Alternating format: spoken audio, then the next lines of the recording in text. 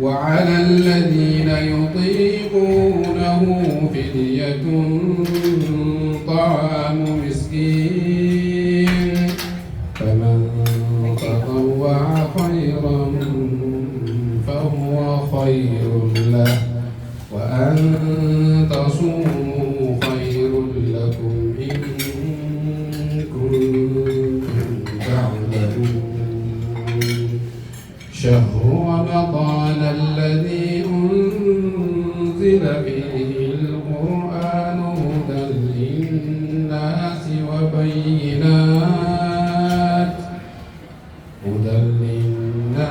وبينات من الهدى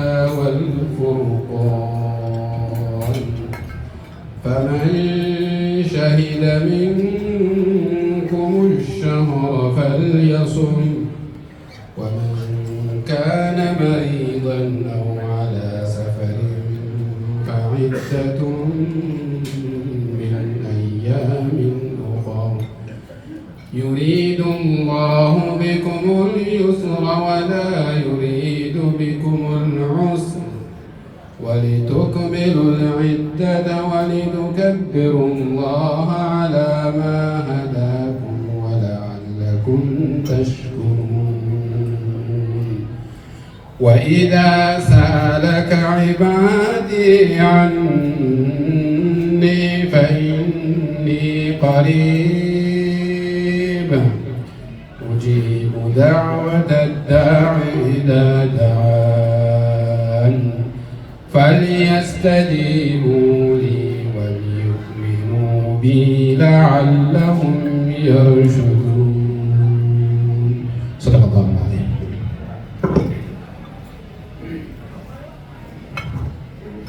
MashaAllah, MashaAllah. What a beautiful voice from our brother, Ustaz Baharuddin. Jazakallah khairan. Sunansi tiyan sine, ulama kenya, syekh kenya, imam kenya, dan magalatana,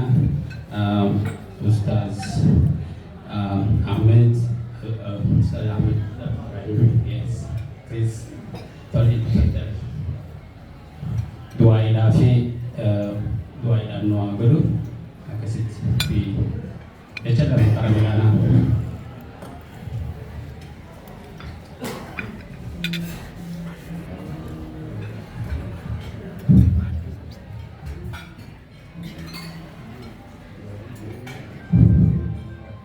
Bismillahirrahmanirrahim. Alhamdulillah rabbil alamin. Wassalatu wassalamu ala Rasulillah sallallahu alaihi wasallam. Obboleeyyan kiyya kan dhiiraa kan dubartii baga rabbiin baatii ramadaanaa kanaan isin galee warra amatuutti deemu rabbi isin haa godhu warra sagantaa tana qopheessee afeerraa nuu gade kana obboleettii Oromoo rabbi isin haa kabaju umrii dheertuu rabbi haa kennuufi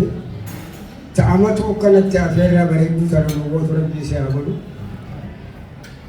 obboleeyyan keenya baatiin tun baatii qaaliidha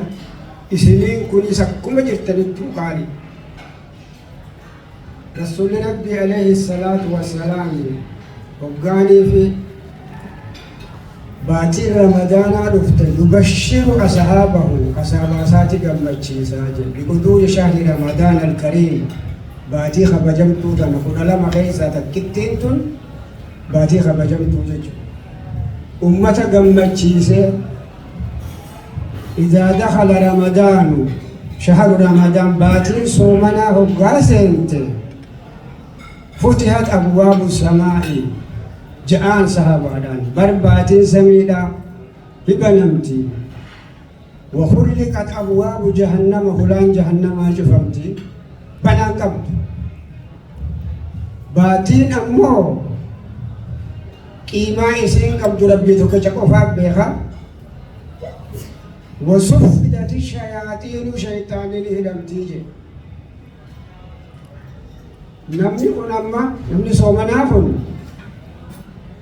ربي تكتش قفاتو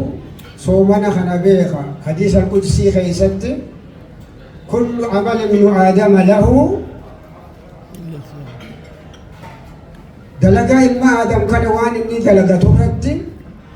سوابا هنگا إني أرغتو خداني دجا أرغتو كترباتا مين أرغتو كما قل كلنا نما بكم تودا تصومنا مونم تقم بيه ربي تقو جمال أكسف الأيادة قدري حق أكيب قدري قبضاني سنو مني خلال مثلا بما مكانا بداسا خنا خلي باجتنا مني برانقم صومنا نيقا مليمو شيطان هدامت قلبين المنامات انتصارا انجفنا كأجابا قبل من يقول جزيبرو انجفنا كان قبومو والرب حلال إسا قد يشوفا توران باتي دالا تورا صومنا خنا خيس حرام الرد قد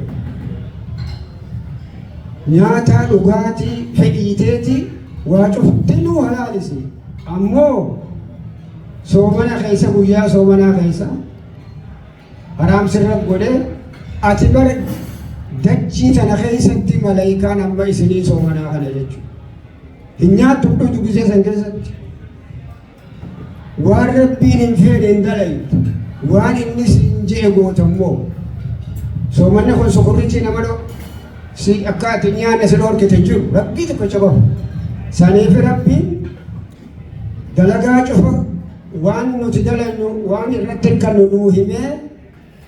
تنمو أمبيوتا إرقما ساخنا بيسف لسوابنا من صومنا ركض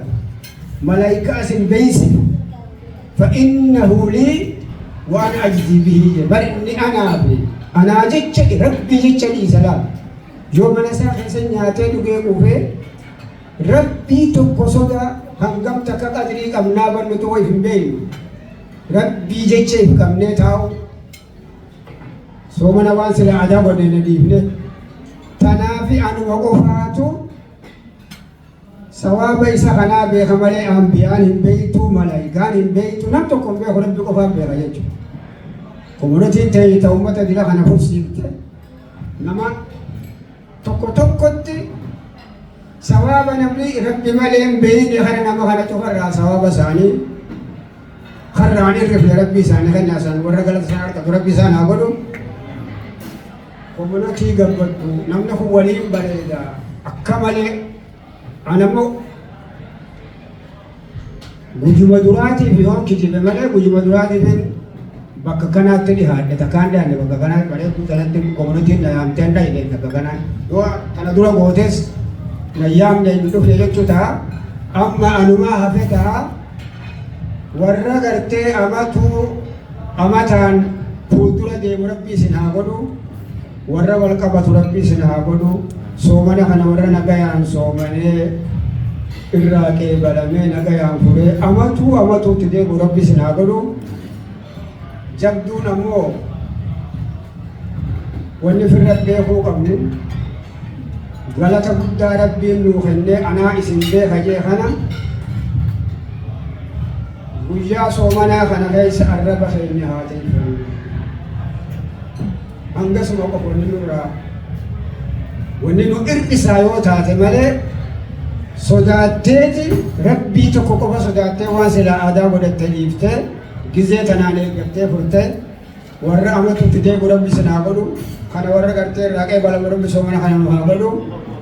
warra gartee ammoo amatarraan amatatti fuuldura deemu rabbi nu haa godhu akkanatti warra waliin bareedu warra waliin asirratti hundi hanga jiraatu nu jiraachisee guyyaan keenya ga'e asirraa deemne guyyaa yaamaadhaa jannata guddosa waliin dhufu rabbi naa godhu barakallahu fiikum assalaamu alaikum warahmatullahi wabarakatuh galata mistaada keenya waan bareedaa nu yaadachiifte akka ustaanii jedhetti shaytaanni hidhamee jira baatii kana maybe hagaritis kada deemus rabbi irraa haa hidhu jenna maaliifin jedhee jettan iftaara kana wallaahi nama dhibbaaf bukkoone dhibbarraa gisee jennu confirmed like yes nin dhufa jedhanii namni bakka konkursii irratti lakkaa'ama. Tanaafin jedhe shayitaanni gariitis so tanaafuu please next time akka hawaasaatti namni takka gisee kabajaan hirkitee bakkuma fedhettu yoo taate isaafuu namni tun yaamne nama ijoollee miti nama kabajaa qabu nama gurguddaa yaamne kabajaadha gisee confirm goonoo bakka san irra mul'achuu yookiin ammoo dhiifama adeeroo dhufuun dhaqqabu simple wayin balleessitana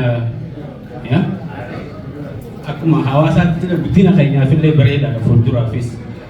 taa'imii taatu za'aan dhufne maashaallah tanammaa warri dhufe hundinuu maashaallah akkasumatti itti fufna piroograama wajji akkasumatti dura ta'aa keenya kabajamaa akkuma beeytanitti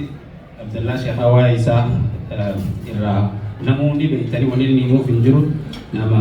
Oromoo community miti African community East African community namni magaalaa tana gaddaabe isa amata 40 dura jechuudha warri biyya kana dura dhufes ayyaara lammaffaatiin isaa isaan so yes akkasuma madeera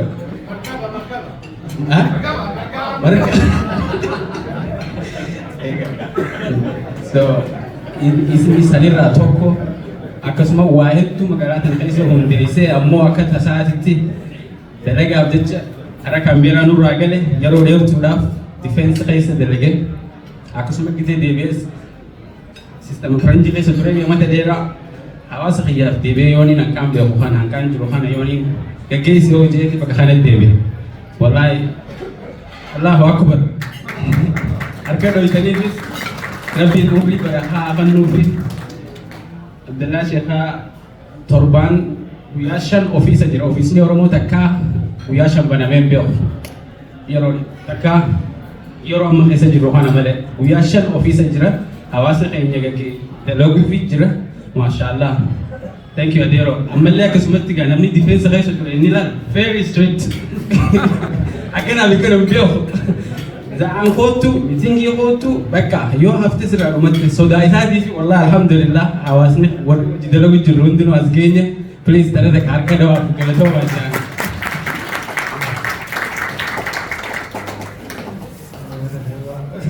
Wafaruudhaa miti wafaruu san garuu garabbi haa beeku galatoo immoo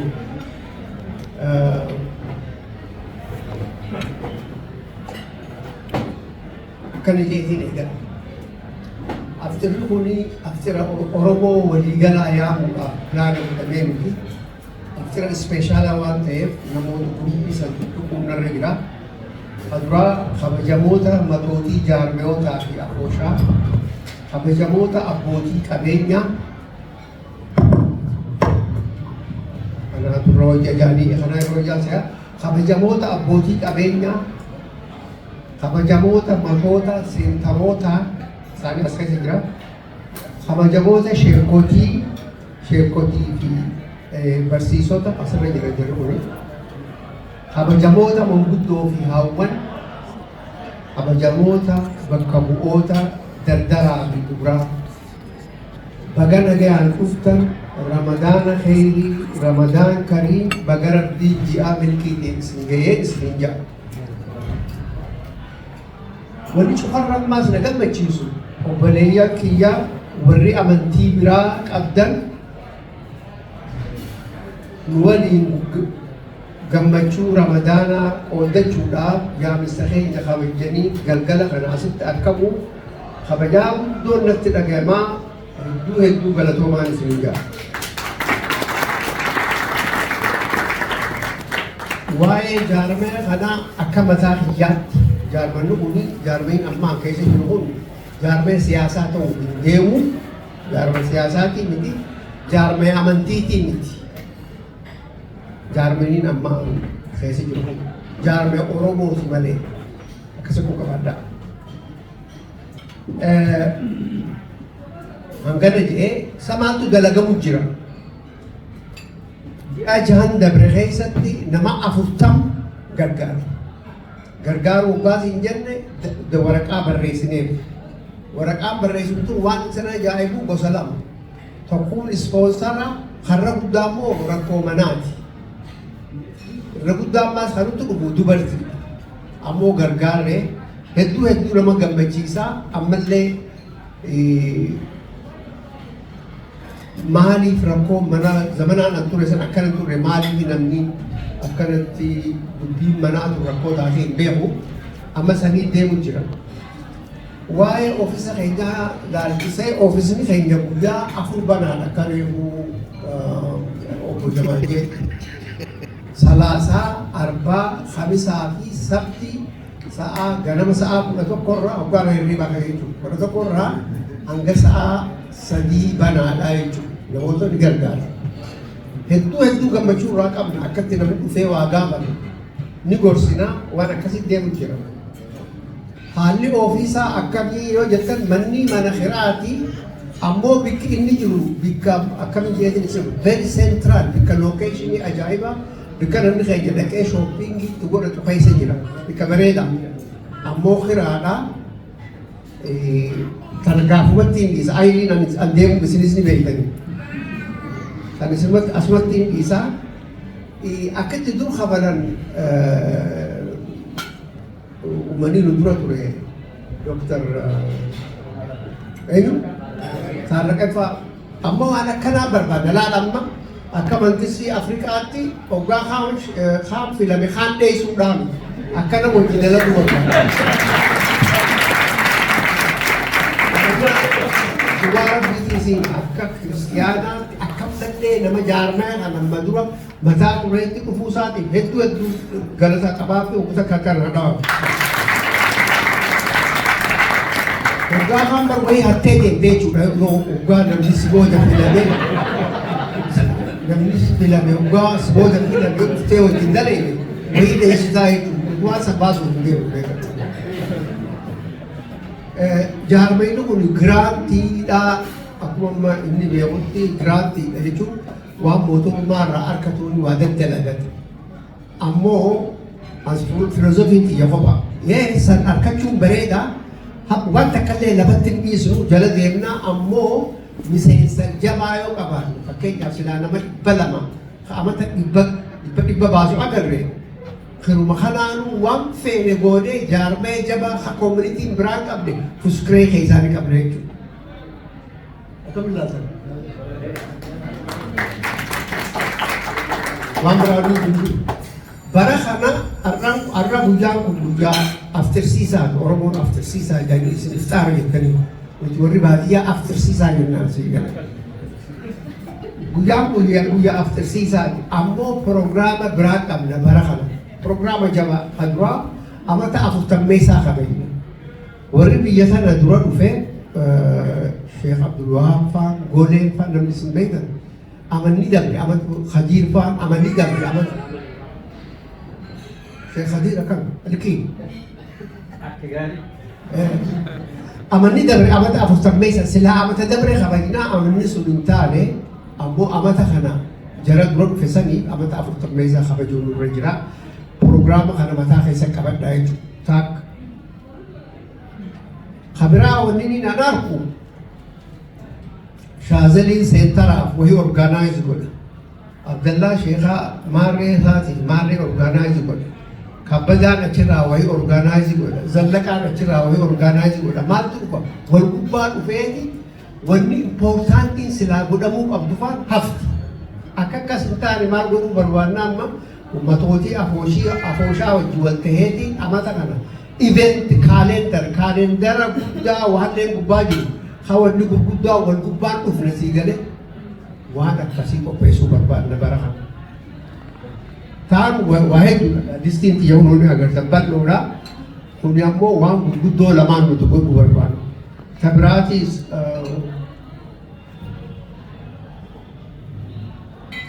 sani kaafaadhaas ni gootanii kanaas ni jira akkasii galatoomaadha anan garmaan jechuu barbaada wanni biraa waan nafa jiru shaazeen waan jettuu qabdaa boruuf. Okay.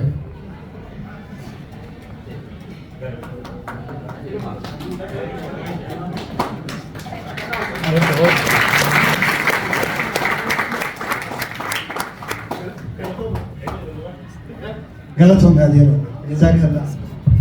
Jamal Breeka beekan gasoo anaa turaa fuudhee itti aanuudhaan namni isin afeerru vaayis pirezidaantii keenya adde Rahiima haadha Yoonis yennaan guddaa keenya isin afeerru inshaallah.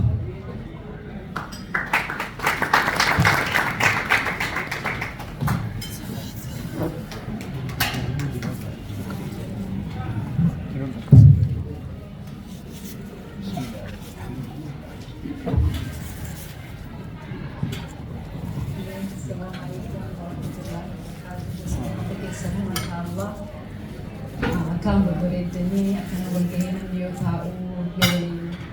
bakka bareedduu akka ammaa obboleessi kee kabbaan jira jedhanitti waliin kennu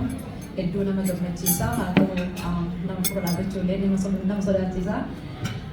Wanti irraa eegalu baga rabbiin guyyaa har'aa kana asitti walitti nu qabee akkuma isin dura akkuma namni na dura haasa'ee jedhanitti namni hundinuu nama karaa shanii jahaa yaamuu barbaanne innis baga nagahaan dhuftanii welcome duraan dursee baga yaamicha keenya kabajanii asitti argamtanii itti aansuudhaan akkuma ji'a bareedaa fi kabajamaa kana keessa maatii keessaniin gargar isin baasuu kennaaf ifama guddaa isiniin jenna. Sababnis haaluma baay'ina kennaatii fi bajata keenya irraayi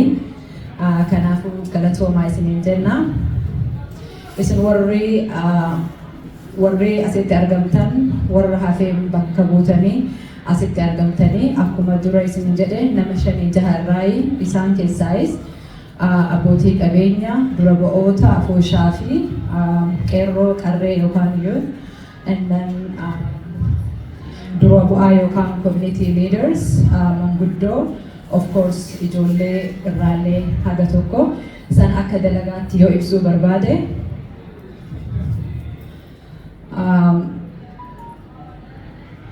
abbootii qabeenyaaf yaadaa fi qabeenya isaaniitiin akka nu bira dhaabatanii fi dura bu'oota afooshaa kaayoo fi garee garaagaraa akka yaada keenya fuutanii galtanii miseensa keessaniin geettanii fi akkasuma yaada nu qabnu nu gahuu barbaadan akka nu wajjin qooddatanii fi sadaffaan qeerroo fi qarreen akka nu waliin dalagdanii fi itti gaafatamummaa nurraa fuutanii fi afraffaan dura bu'ootonni yookaan community leaders akka beekumsa keessaniin nu cinaa dhaabbattanii waan hunda balleessinu nu qabaa nu gargaaraa itti nu gargaartanii fi manguddoonni akka nu gorsitan nuuf eebbistanii fi nu kararaan deebistanii fi akkasuma kana jechuun isin mallaqa kennitan jechuu miti of course akkasuma istaazotni kennallee du'aayii keessanii fi waan hundaan akka nu bira dhaabattanii fi of course ijoollee illee wanta nu goonu akka nurraa hubattanii fi isiniin jedha. Haa ta'u garuu ka hundi keenya beeknu haggam takka ijoolleen keenya keessaa ifama akka galataatti wanti jechuu barbaadu hundi keenya karaa irraa beeknuun ifaajaa jirra yookaan tattaafataa jirra. Haa ta'u garuu ka hundi keenya beeknu hangam takka ijoolleen keenya keessaayyuu qeerroo fi qarreen yookaan youth itti gammachuu qabdi yookaan itti hirmaataa jiran kun gaaffii kiyya isiniif. Kanaafuu waa ilaaluu dhiisnee haala yookaan adeemsa biyya keessa jirru tanaa ilaallee dhaloota nu afoo jiruuf waan faayidaa guddaa qabu yookaan hidda guddaa tokko akka waliin Austraaliyaa Oromootti akka wajjin gadi dhaabnu kabajaan isin gaafadha. Just wanted to summarize for the youth of the Qeerroos and Qarrees of the young ones here. My message today, it is about unity, put aside differences and focus on building something meaningful for our future generation. Let's create event, space and opportunity where our children feel proud, their identity, where they can celebrate, learn and connect with their roots. The responsibility is ours. Let's take action now before it's too late. Finally, I would like to say thank you to my team who organized this wonderful event. Kaitanu akkuma asirratti argitan baanara bunaa kana as jira. Innis waan jenne kana wajjin dalaguu fi torbaan irraa guyyaa takka takka akka seentara keenyaa akka Obbo Abdallaa nu ibsanitti achitti wal geenna karaa garaagaraatiin gargaaruu dandeettanii wanni waan kanaas kennee fi namnummaan kun dhufee yaada qabu waan ofii isaatii barbaadu waan jechuu barbaadu yoo wanta isaa ta'ellee wanta isaa hin taanellee waan dubbachuu barbaadu hunda achitti dhufee yaada isaa kennee akka wajjin deemaa yaada walii wal gargaaraa wal hubataa deemnuu fi karaa hedduun gargaaruu dandeettanii mallaqaan gargaaruu dandeettanii akkasuma warri seentaraa fi biizinasa magaalaa san keessaa qabdan which is Footscray keessaa qabdan buna Oromoon community gootee mana keessan keessatti buna san fiddee dhufnee yaada nama tokko ilaalcha namni inni qabu bakka keessan ofir nu gachuu dandeettanii mallaqa ofir nu gachuu dandeettanii dhuftanii bakka sanitti argamtanii ofir yaada kennaa fi wal gargaaruu dandeenya isiniin jedha hedduu galatooma nagahaan galaa nagahaan koottaa hedduu galatoomaa kabaja guddaa qabdanii garuu haa isin yaachisu wanni ijoollee teennaa Oromoo community mise akkuma Obbo Abdallaan jedhan we don't involve politics please ijoollee teennaaf ijoollee keessattuu waggaa 15 gadi jirtu akka Oromoo Austraaliyaatti ijoollee meeqa qabna kun isin yaachisuu qaba dalagaa waan dalaytan bakka hundattuu dalagaa garuu yaadaa dalagaa harreen baattee ilmootti dabarfattii jedhama har'a yoo isin namni gurguddaan kun waggaa 40 ol jirtan waan dalaydan irratti asii waldhiibaa waa dalaydan boqeen isin irraa fuudhuu ta'a isin dalaydan isin biraa deemtan ijoolleen teessan achi jirtu kanaafuu please wajjin haa hojjennu koottaa yaada keessan wallollee waa haa ijaarru galatooma.